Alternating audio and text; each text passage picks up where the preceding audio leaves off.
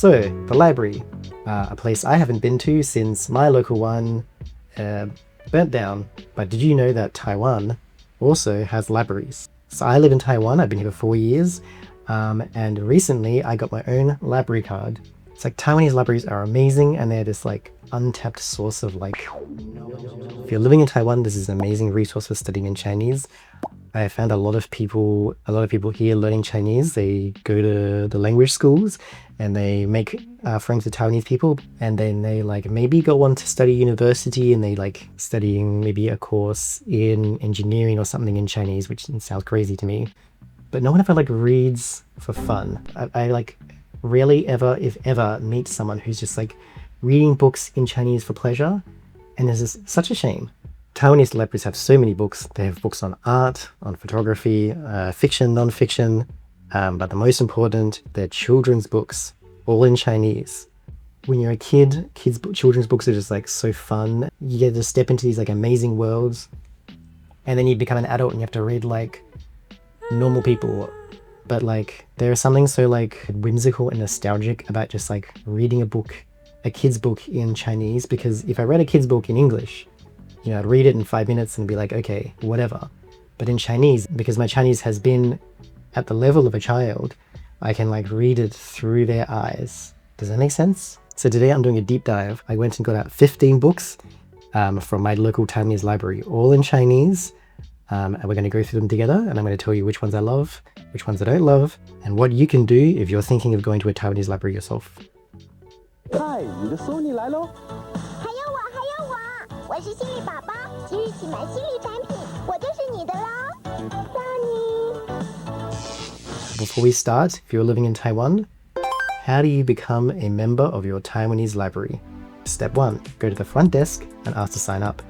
You can say, 我想要申请. I would like to apply, I think. I don't know, don't ask me. When I went there, I didn't think about what I was going to say before I got there, and I just said, 我要报名, which means like I want to check in, and they were like, who are you? So don't do that.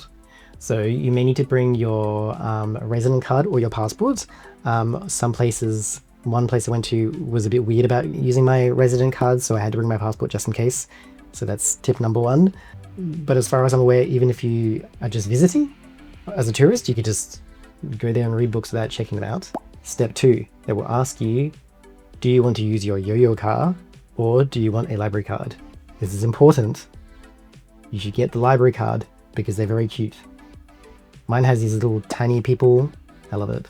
The entire process was so easy. I think I had to fill in like a form or something. So maybe that might be a bit tricky just to fill in those details, but you can do it, trust me, you can do it. At my local library, the maximum amount of books is 30 books, which at the time I was like, who needs 30 books? Ridiculous. So that's kids books, and all of the books are 30 books. Manga is the exception. Those are 7 days, which is kind of frustrating because those take me a long time to read. But anyway. So when I got to the library, I did not anticipate just how humongous it was. My brain kind of shut down because it was like humongous. So I just decided, okay, I'm going to start in one corner and work my way around. I can get 30 books. If I pick up a book and I really, really want it, I will take it home. Unfortunately, or fortunately, I ended up basically loving every like second book that I picked up. Honestly, it was overwhelming. Like in a good way, it was overwhelming. Do I want to read The Magic School Bus in Chinese? Yes. Do I want Miss Frizzle to teach me about the universe? Yes. Do I want to read about birds? Yes. Do I want to read about butterflies? Yes. Do I want to read about Plants vs. Zombies? The book? This book isn't even in Chinese. What is it doing here? I started to realize that this book limit of 30 books was like, it's not a suggestion, but I can see myself very easily hitting that point if I don't calm down. So tip number 2, bring a big bag, because these books are freaking heavy and you have a lot of them. So I kind of made a mistake when I got to the library. I ended up going to like the science section. It turns out the first corner of the library was where all the science books were.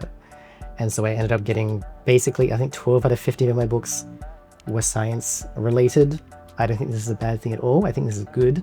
I think it's like honestly one of the areas that we overlook a lot in language learning. If we're not learning about daily life, which is always like 90% of what we learn, maybe the last 10% is reserved for like things vaguely related to essays. But like, where's science? Like, how do we how can we understand the universe if we can't even speak about it in Chinese?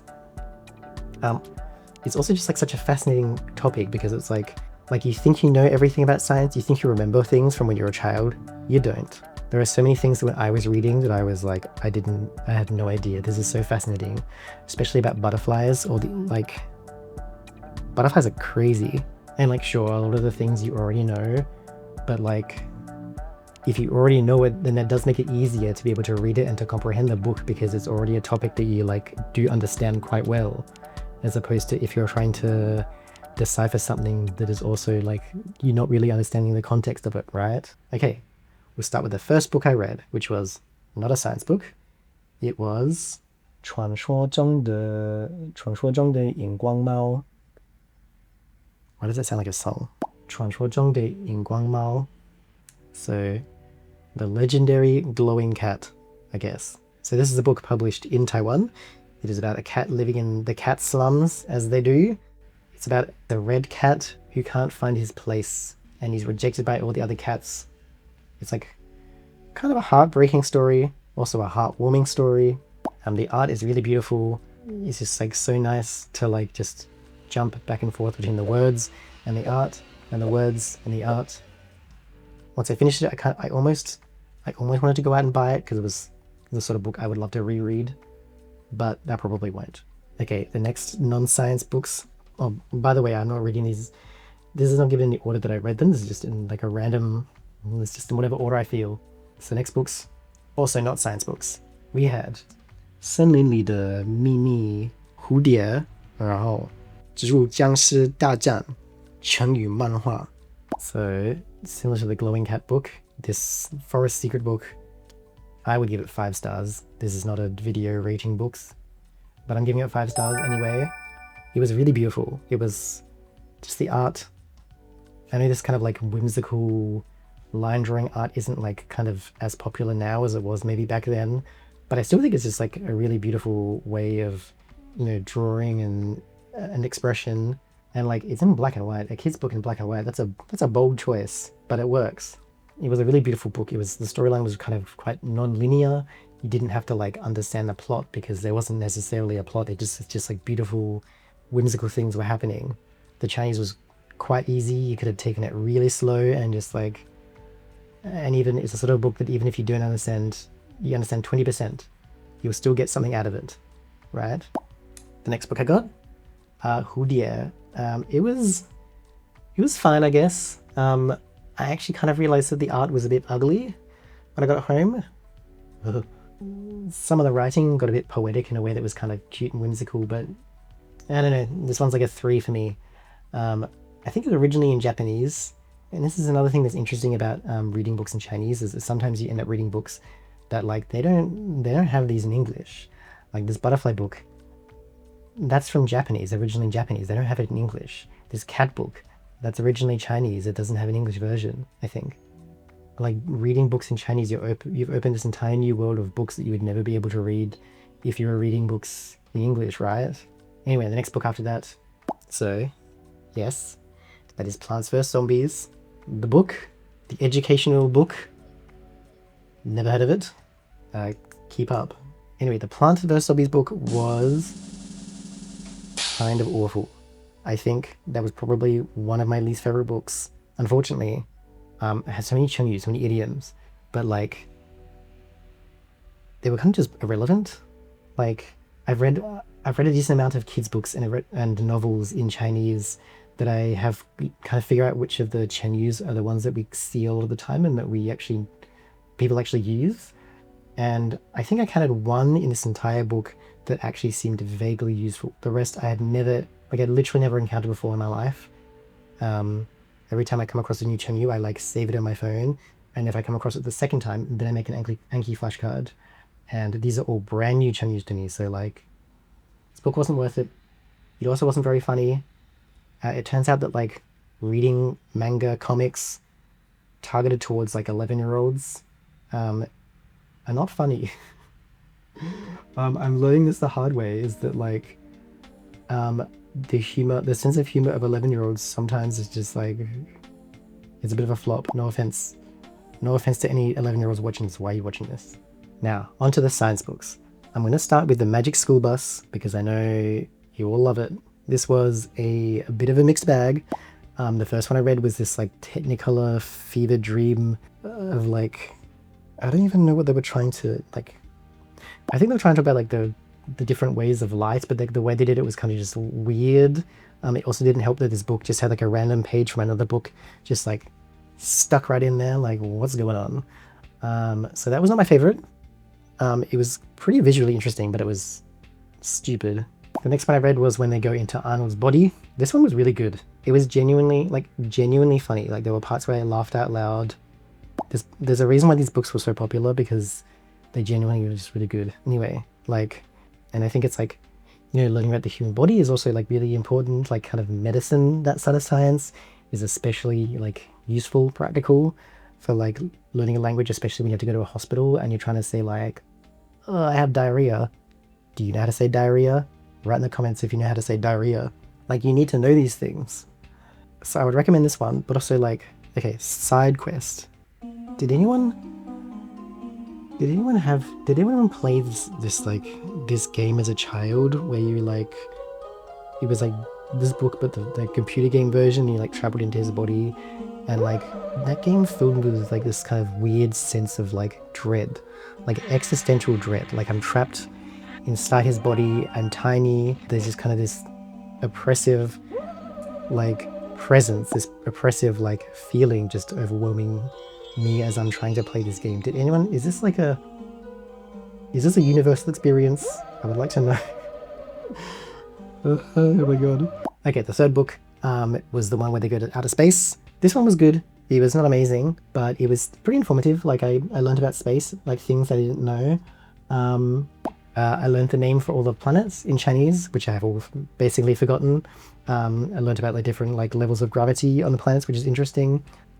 Something I want to note as well is, oh my god, Miss Frizzle's outfits are freaking amazing. Like this woman, this is like not derogatory, but like she is like AI Pinterest, like 40 years ahead of the game. Like her outfits are freaking like, oh my god. Like this, like one of her outfits, like literally ate, like her shoes literally have tongues is what I'm trying to say. Like these outfits are, like I want to be her. Like why, like how do I become her? Please, if you know. We're not going to talk about the modern adaptation. Ugh.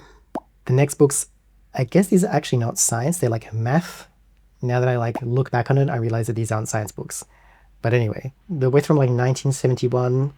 These were quite a flop. This one is also yet again like a fever dream.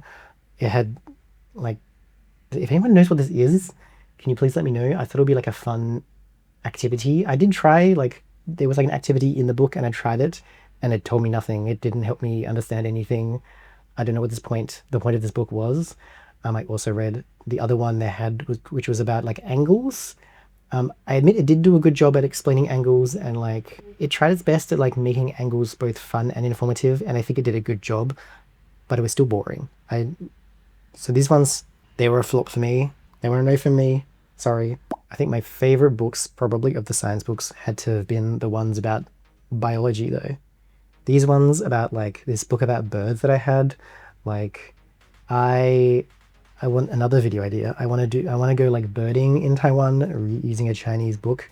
Like I learned so much, and like this book was too big to read the entire thing. And again, that's fine. Like if I had bought this book myself, I would have felt obligated to read the entire thing, and then I would have felt like I'd wasted my money. I would have pushed through and then been kind of bitter. But like because I got it out from the library, I could read like half of it and then be like, yeah, I'm done. That's fine. I had a really good time when I read it, but then like I didn't finish it, and that's fine. But like birds are crazy as well. Like who would win, Miss Frizzle or birds? Ready. Fight. Because birds are crazy. Like, oh my god, I think when people ask me if I'm a cat person or a dog person, I realize that the answer has always been bird person. I am bird person. Additionally, I got the book on pandas, and oh my god, these pandas are so cute. Like, I'm not sure if they're actually pandas or people in panda suits. Like, a bit suspicious. But like, oh my god, these pandas are so cute. And like, the information was really informative. Like, obviously I don't know a lot about pandas. I mean, I know the basics, but like, it was really informative. It was really interesting. Like, genuinely, I enjoyed looking at the pictures. I enjoyed reading about pandas. I enjoyed everything about the process. Reading things in like using like slightly more scientific formal language as well is like really helpful. But also these books are for kids, so it's like accessible. Like, you can read it, I can read it. I also absolutely love this book on butterflies. As the other one I didn't like, this one was so good. It like taught me so many things about butterflies. Again, the art was really cool. Like the pictures, like the before and after of the butterflies. Caterpillars are so freaking cool. Like, kind of disgusting, but like amazing. Disgusting but beautiful. And again, I learned all these facts about butterflies. I love that. It's cool. Okay, when editing this video, I realized that I forgot to talk about one of the books that I read, which was this one about reproduction. If you want to learn how birds make babies, this book's for you. It was actually pretty cool. I learned some new words. Some new words that I probably won't be using that much, but yeah, I don't know. It was cool. I like it. And I learnt, and perhaps I learnt way too much.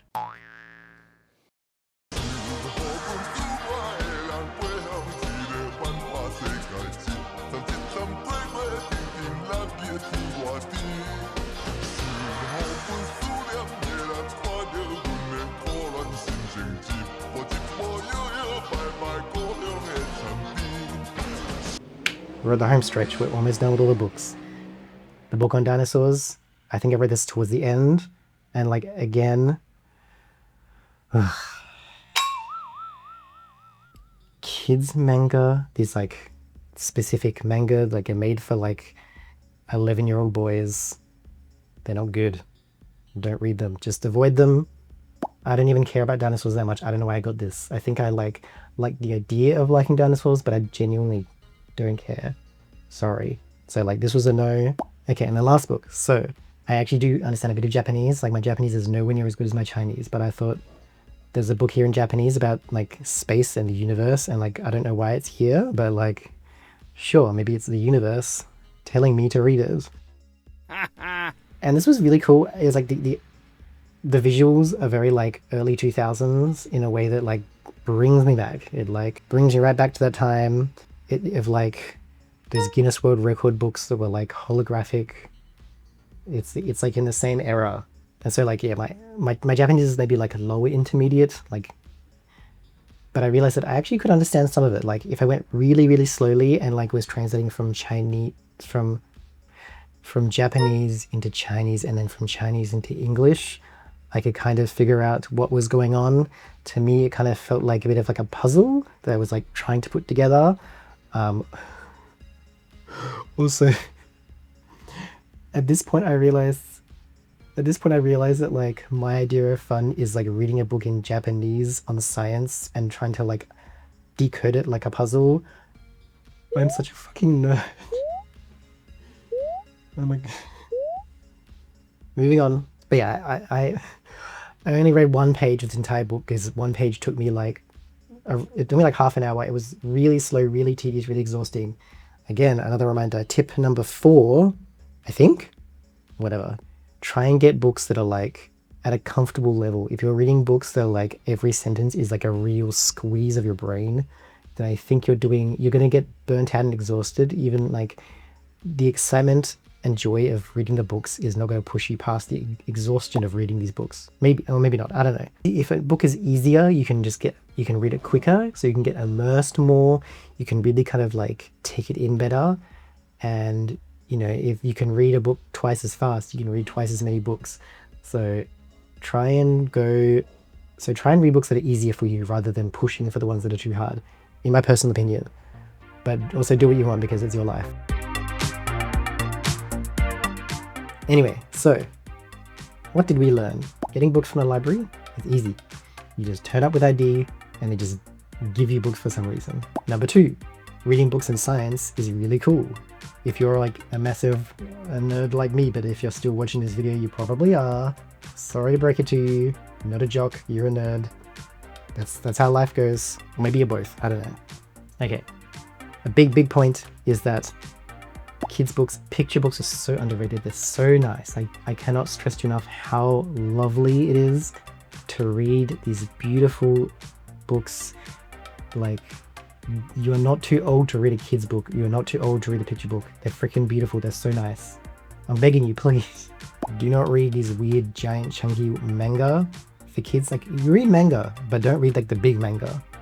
Like, they're like 3 tons of size of manga, and they have a very specific like educational purpose, and they're not good. Just avoid them, okay? Just don't touch them. And then my final point, for the love of God, go to your local Taiwanese library. Support your library.